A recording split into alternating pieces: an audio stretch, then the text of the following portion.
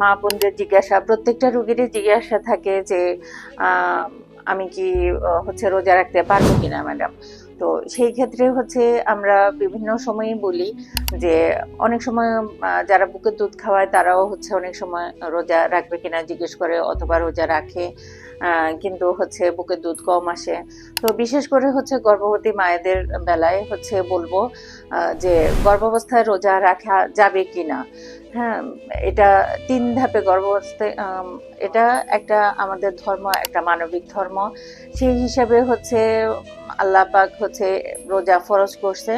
যদি কেউ শারীরিকভাবে অক্ষম না হন বা খুব বেশি সমস্যা না হয় তাহলে আপনি অবশ্যই রোজা রাখবেন।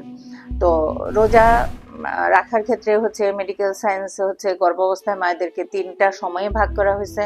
প্রথম সময় হচ্ছে প্রথম মাস থেকে ৩য় বা ৪র্থ মাস পর্যন্ত।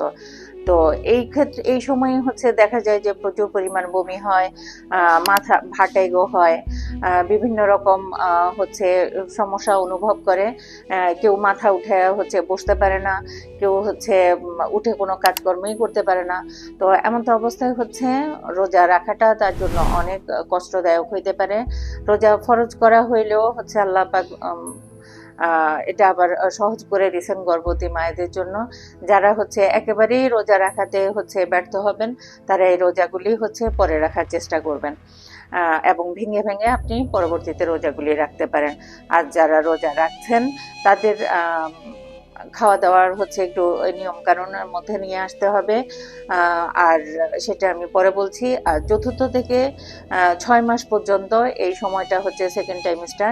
তো সেকেন্ড টাইমিস্টারে মায়েরা বেশিরভাগ সময়ই হচ্ছে সুস্থ স্বাভাবিক মানুষের মতোই হচ্ছে তারা ফিল করে। তো ওই সময় আপনি ইচ্ছে করলে রোজা রাখতে পারেন।